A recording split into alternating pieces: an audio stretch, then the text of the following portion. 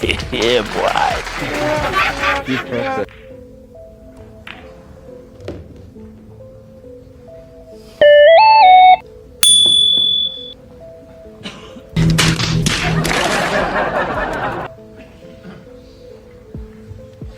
Kasalanan mo yan eh.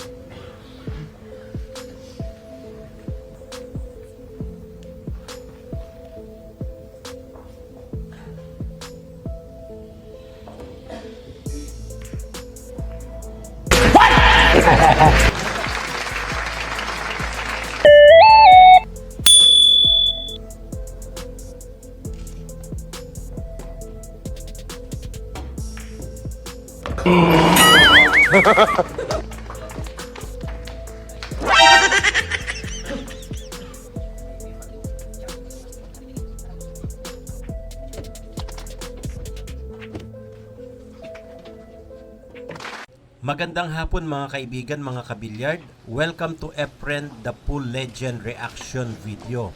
For today's reaction video, ito pag-usapan natin na another exciting match between dito sa dalawang Filipino na si Efren Bata Reyes at itong si Rodolfo Luwat, no?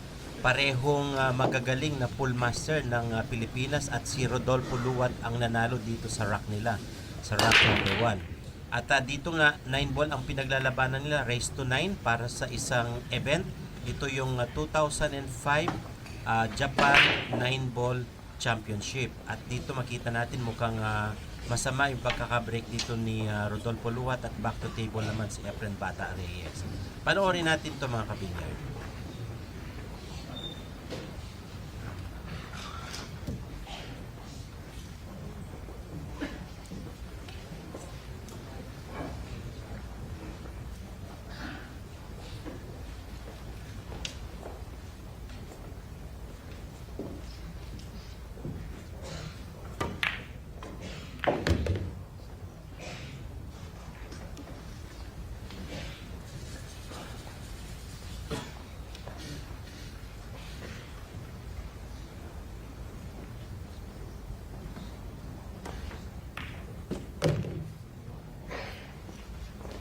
At dito nga mukhang maganda yung pinapakitang momentum ni Reyes, no, dito sa rack number 1. Mapapansin nyo talagang nasa momentum si Reyes at nasa peak na rin siya ng kanyang paglalaro, no, dito sa laban nila ni Rodolfo Luwat. At alam naman natin si Rodolfo Luwat, isa yan sa mga tirador ng bilyard sa Pilipinas, lalo na sa San Fernando at saka sa Manila.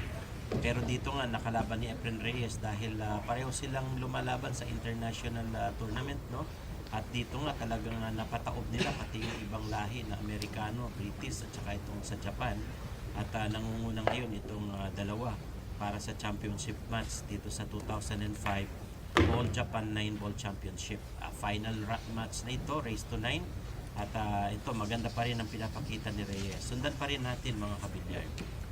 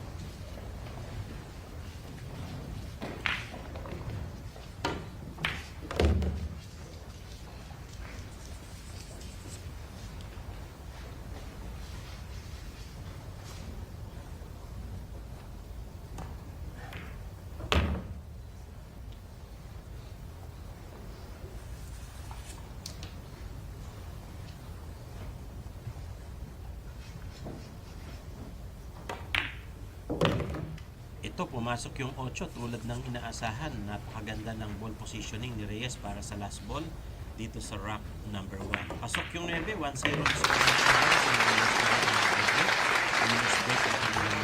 Format.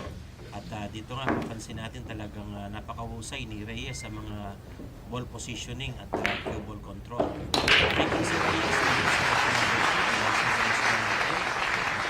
mukhang walang pumasok no diyan sa break ni Reyes na yan. At dito may chance ngayon si Rodolfo Luwat para bumalik sa table. Panoorin natin mga kabinyan.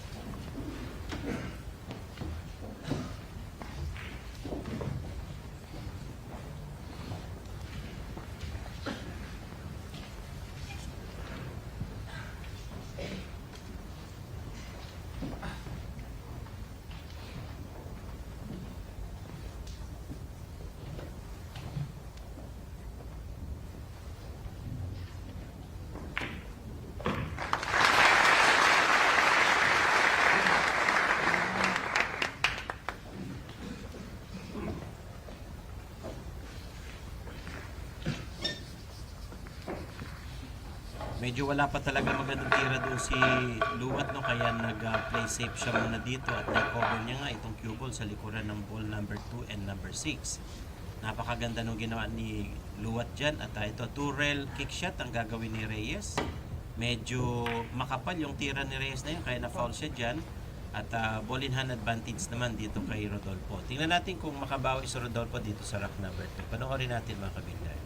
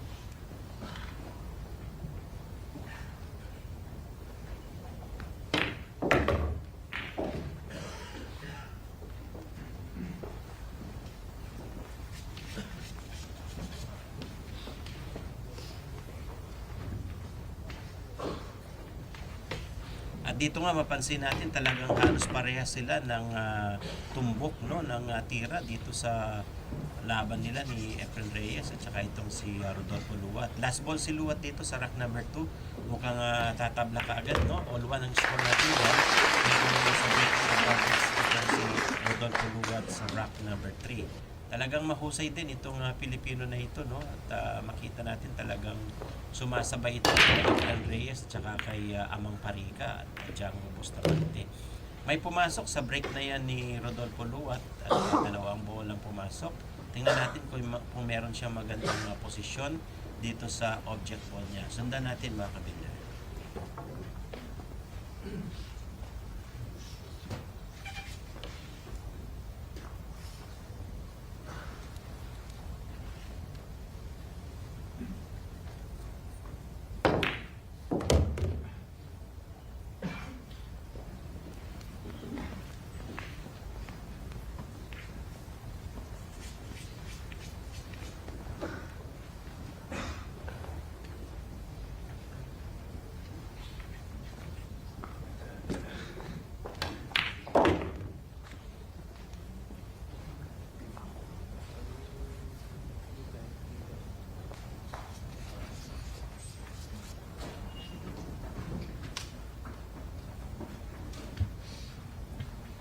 At dito nga medyo may alanganin na ball position itong sa gitna, no, sa cluster ball sa ibaba. At magkatabi itong 7 at 9, magka-cluster yan. Pero tingnan natin kung may break ito ni Rodolfo dito sa ball number 4 at mukhang hindi niya na i-break yun at dito siya kukuha ng chance para ma-break niya itong cluster ball. Sundan natin kung ma-run out niya itong rack number 3.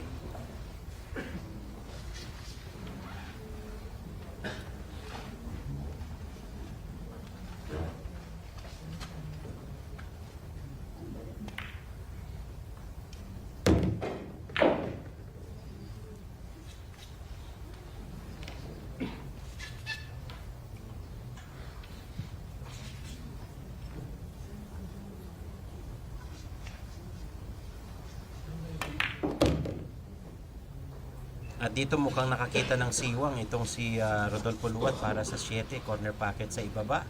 At konting spin lang ito at makikita ninyo yung ball position kaagad, no? Dito sa ball number 9. Napakahusay nung ginawa na yun ni Rodolfo Luat at dito nga at last ball siya para sa rack 3. 2-1 ang score natin. Wala na si Luat dito at siya pa rin ang mag-break sa rack number 4. So dito nga makikita natin yung husay din itong si Rodolfo Luat sa mga ganitong tournament, no? At tingnan natin kung makahabol naman si Efren Reyes. Medyo alanganin yung tira na yan. May pumasok na isang bola pero tingnan natin kung mayroon siyang magandang posisyon dito sa object ball niya. Panoorin natin mga kabilyar.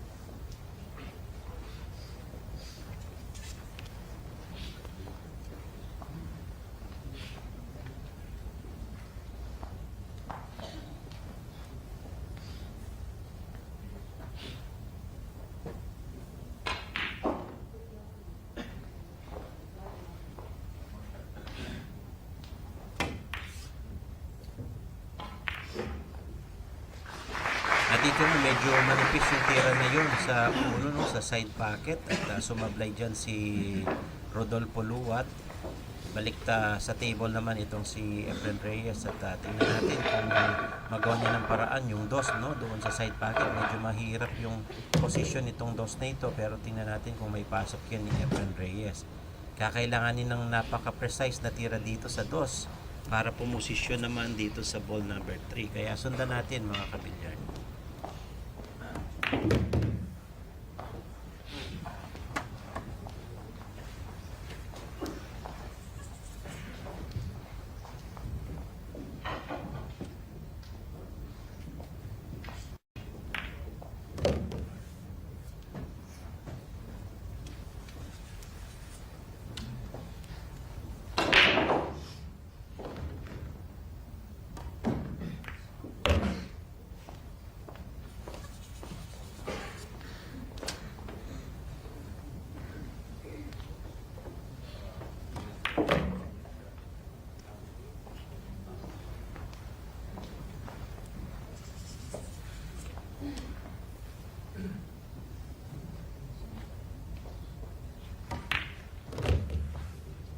At dito nga pumasok yung 7, maganda ang posisyon niya dito sa 8, konting backspin lang ito at alam na this, sabi nga ng maraming bilyarista, no? At dito makita natin yung husay ni Reyes sa mga ganyang klaseng tira.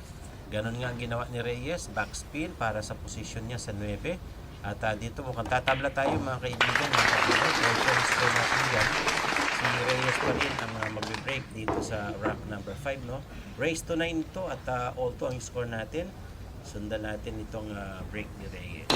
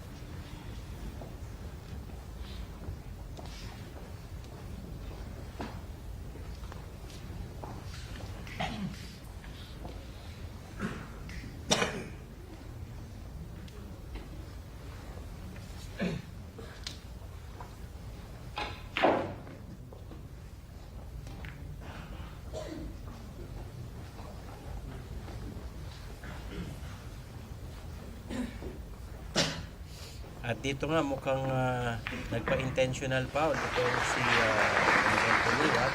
Nakita naman natin, no, tinira niya yung 6 para tinira niya yung 3 para ma-intentional foul siya doon. At ito, mukhang co-combination ni Reyes itong dos na ito doon sa corner pocket. At dito nga makita natin pasok yung 2, 3, pero humarang naman itong 4. Medyo mahirap yung position ngayon ng 2. Tingnan natin kung magawa ng paraan niya ni Reyes. Tingnan natin mga kabilyar.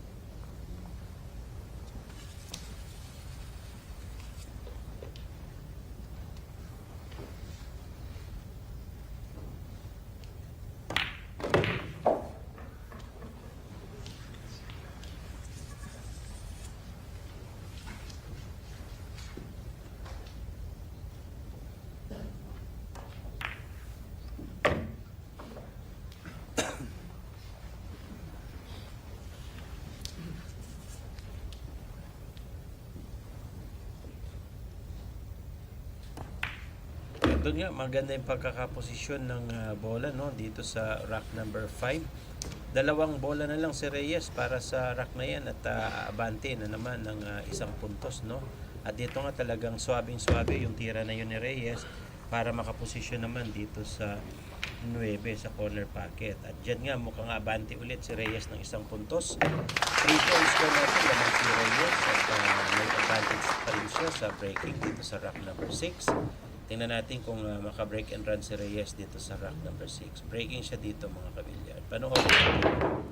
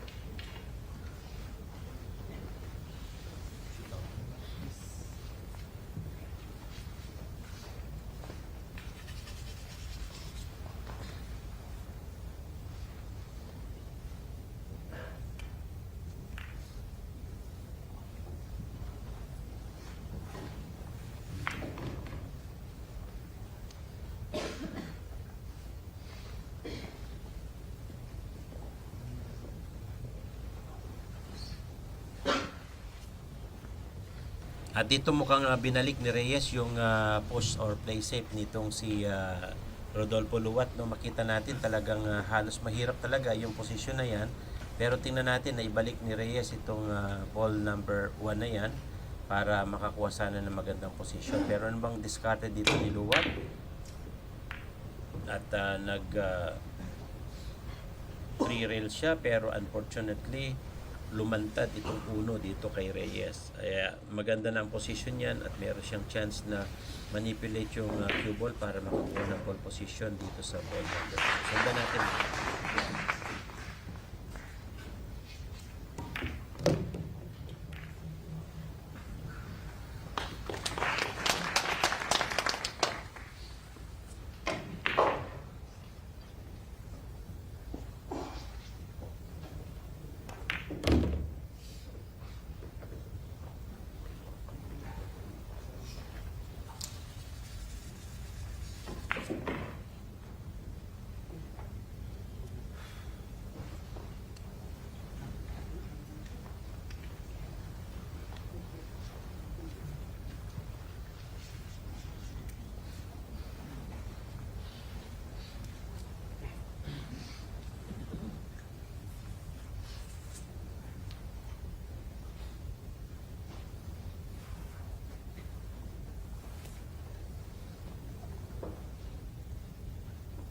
At dito nga sa tira ni Reyes na yan, mukhang may sinisipat siya na posisyon para makakuha ng magandang ball position niya. At dito medyo tumagilid, no? Pumunta sa likuran ng 5 itong cue ball. Medyo alanganin yung posisyon dyan. Pero tingnan natin yung gagawing magic dito ni Efren Bata Reyes. Mukhang ikikick shot niya, no? Itong object ball dito sa corner pocket. Sundan natin mga kabilyard.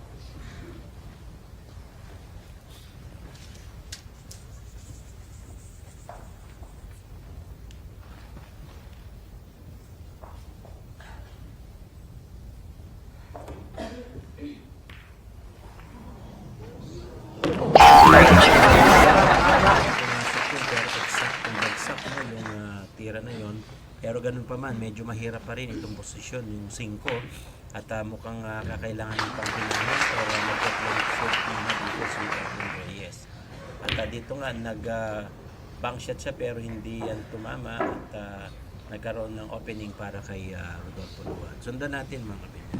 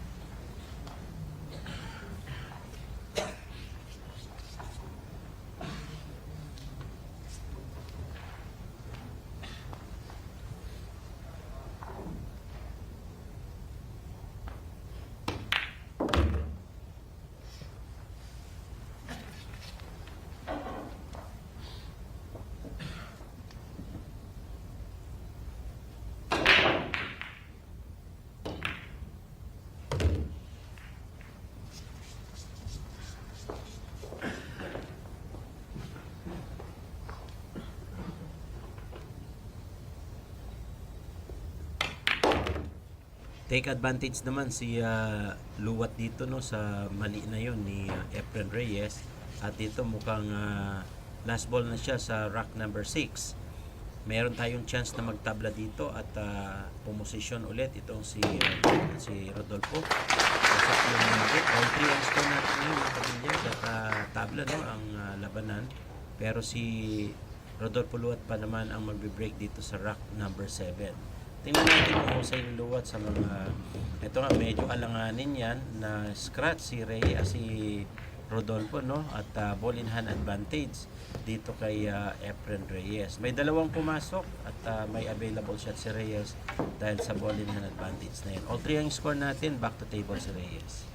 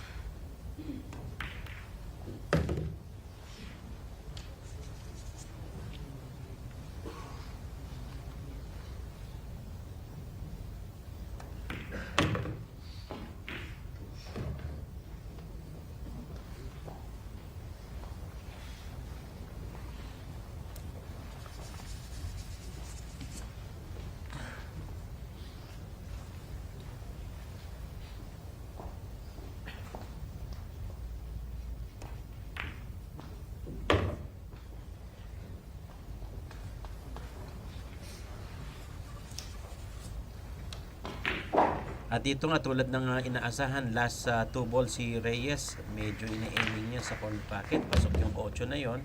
At lamang na si Reyes, no, ng isang tira dito kay Jeffrey Lua, ay kay Rodolfo Luat. 40 ang score natin ng isang puntos si Reyes. Siya pa rin ang nasa breaking advantage dito sa rack number 8. At tingnan natin kung maka-break and run si Reyes dito sa rack number 8 dito.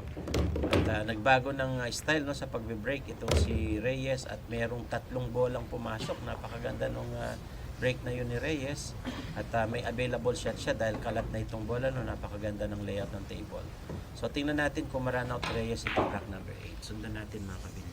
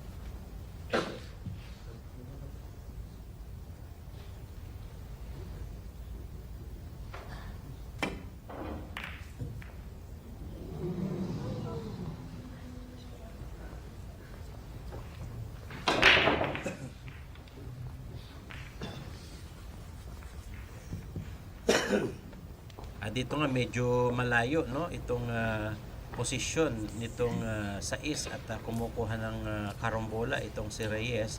Tingnan natin kung may pasok niya, no, sa karambola itong 9. At mukhang magbabang shot si Reyes dito doon sa corner pocket sa itaas. At pinina ni Reyes at napakahusay ng kina na yon. Talagang long shot yun. Pero ito nga, dumikit itong cue ball dito sa 7. Medyo alanganin yung posisyon na yun ni Reyes. Tingnan natin kung mag-play safe siya dito or mag-kick shot siya or mag-bank shot. Sundan natin mga kabilyar.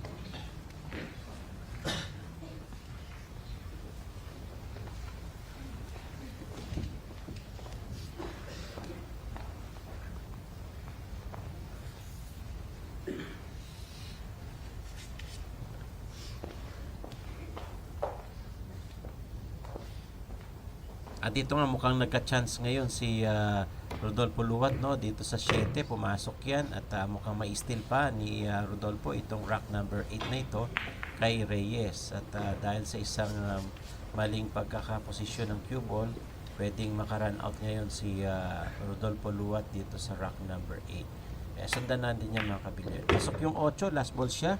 Mukhang tatabla na naman tayo dito sa 4, no? At ito nga, pasok yung 9, all 4 score natin dyan. Pero sumulat pa rin ang nasa. Okay, sundan natin mga kabilyar.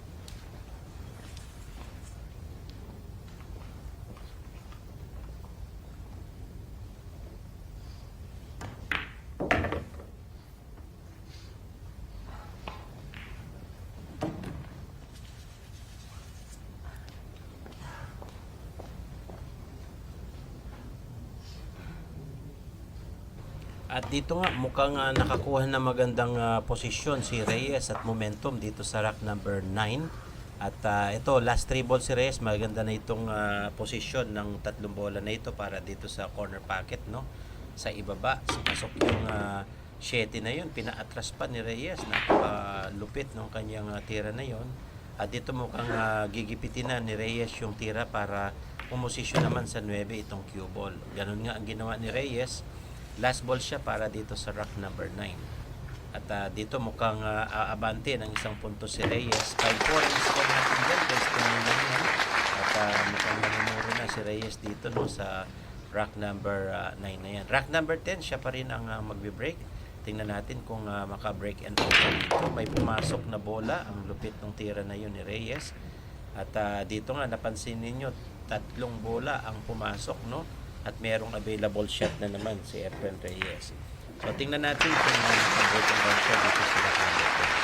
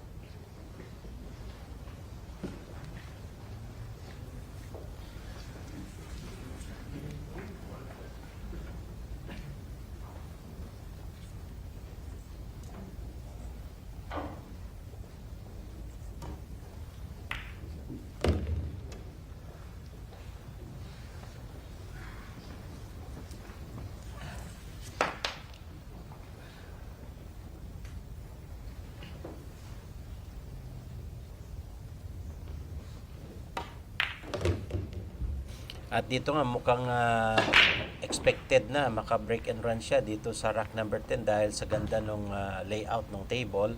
At pinasok ni Reyes yung 8. Tutok naman itong 9 sa corner pocket. Mukhang banti na si Reyes ng isa pang puntos dito sa rack number 10. At ang magiging score natin ngayon ay 6-4. Lamang na si Reyes ng 2 puntos. At siya pa rin ang mag-break dito sa rack number 11. Sundan pa rin natin yan, mga kabilya.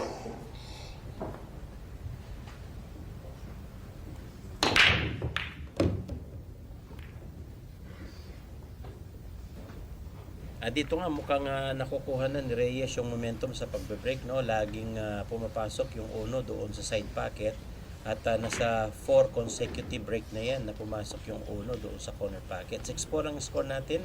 Lamang si Efren Reyes ng 2 puntos at andyan pa rin siya sa breaking slot, no? At dito may available shot siya dito sa 2 pero medyo mahirap yung pocketing nito.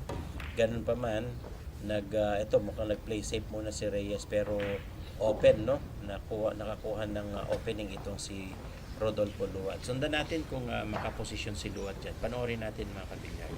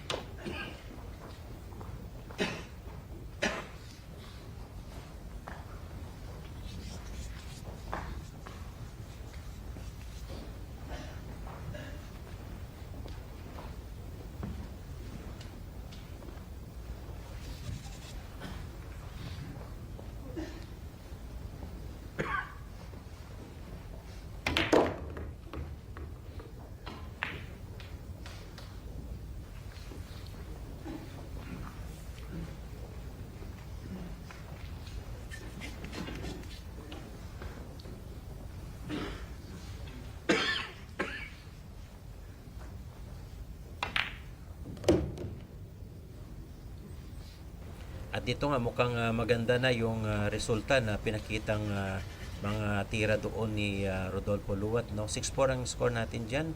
Si Luwat pa rin ang nandito sa table at mukhang maganda yung pinapakita niyang tira. Napakahusay nung kanyang pectus na yun, no, para makakuha ng ball position dito sa 7. Ang gagaling talaga ng mga Pilipino sa mga ganyang klaseng tira dahil sanay na salay sila sa mga straight pull, at dito nga 9 balls lang ito, kayang-kayang i-run out ng mga player, no, sa mga ganitong tira. Last 2 balls si Rodolfo Luwat sa rack number 11, aiming sa 8. Tingnan natin kung makaabante pa ng isang puntos, no, si Luwat dito. Mukhang maganda ang tira na yon, slowly but surely. At ito aiming ngayon si Luwat sa 9 at umabol ng isang puntos, 6-5. Pero si Luwat pa naman mag-break dito sa rack number 12, no. Tingnan natin kung makatabla ulit siya dito sa rack number 12. Sundan natin mga kabilyan.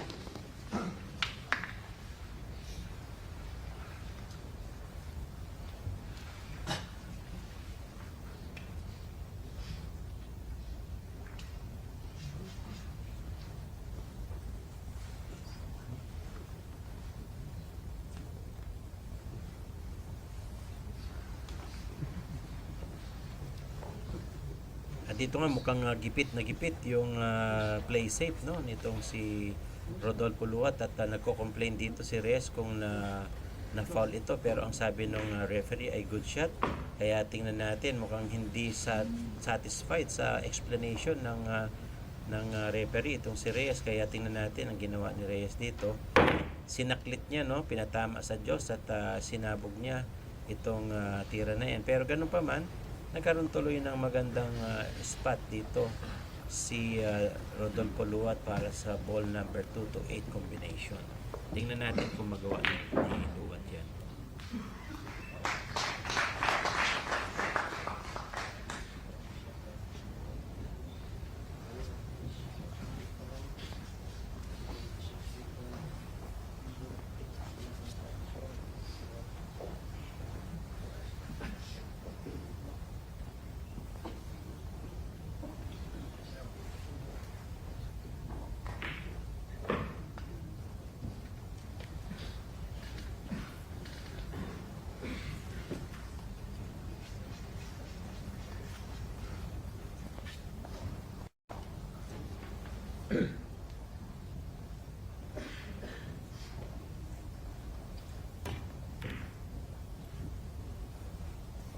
At dito nga mukhang sablay yung tira na yon ni Rodolfo Luwat, at dito makita natin pumuposisyon itong si Efren Reyes para sa isang bank shot, no. At medyo alanganin yan sa pina, pero tingnan natin yung posisyon niya, mukhang babang shot nga si Reyes. Tingnan natin kung maipasok ni Reyes itong ball number 2 at makakuha ng magandang ball position dito sa 5. Swerte.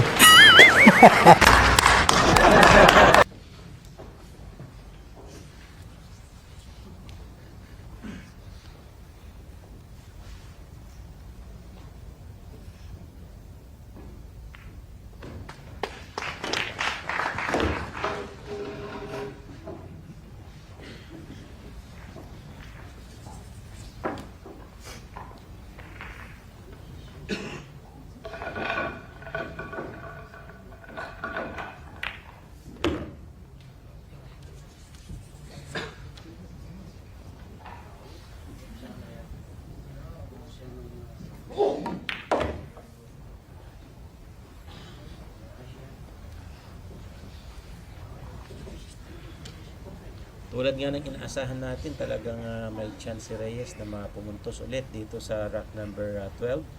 At aiming si Reyes ngayon dito sa 9. Last ball yan para sa rack number 12. Pumasok, 7-5 ang score natin. Maraming dalawang puntos dito si Reyes. At makita natin, 2 racks na lang, no? Sa rack number 13, si Reyes pa rin ang mag-break. 2 rack na lang si Reyes para sa kampiyonato. Pang-5 pagkakataon sa bag-break na yan ni Reyes, may pumasok doon sa side pocket ulit yung uno. At meron siyang naipasok na 3 bola. Napakalupit ng break na yun ni Reyes. Tingnan natin kung ma-run out niya itong rack number 13.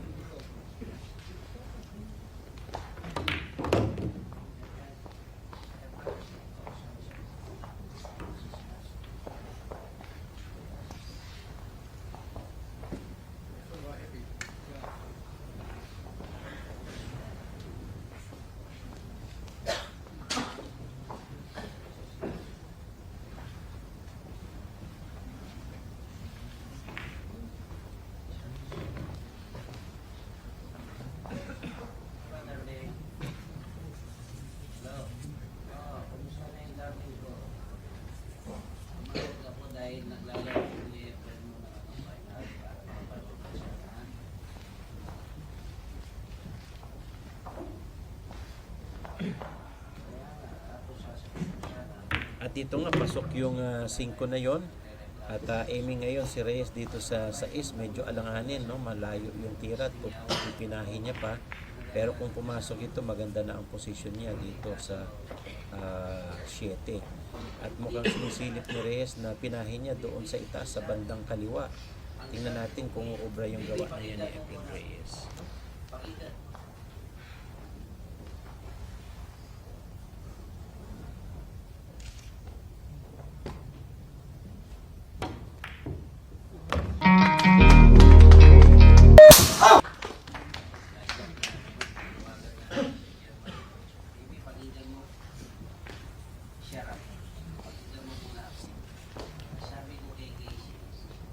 Napakahusay ng pina na yun ni Reyes, no? At dito dahil dyan nagkakuha siya ng magandang posisyon sa 7. Pasok yung 7, last 2 balls si Reyes dito sa rack number 13. Mukhang maganda ang pinapakitang tira talaga dito ni Reyes. At ito nga, last ball siya para sa top of the hill, no? Mukhang aabante na si Reyes sa last rack. Aiming siya sa 9 para sa 8-5. Tingnan natin kung papasok. Pasok yun, 8-5 ang score. Nakapasok na yun si Reyes. Last rack na lang. Siya pa rin ang nasa breaking advantage. Tingnan natin kung matapos na ni Reyes dito sa rack number 14. Sundan natin mga kabilyar.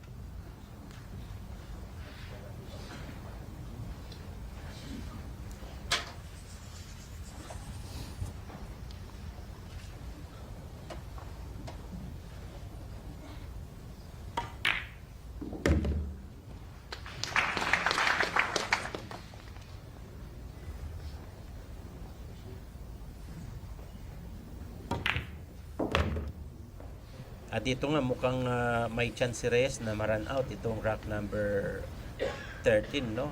Rack number 14. At ito last ilang bola na lang si Reyes dito, last 4 balls. At maganda pa rin yung pinapakitang posisyon nitong mga bola na ito. Aiming si Reyes sa 7, pasok yung 7. Last 2 balls na lang yan mga kabilyard. At dito mukhang alam na this, sabi nga ng mga marami. At konting push na lang dito sa 8 at 9. At dito mukhang nag-concede na si Rodolfo. Congratulations.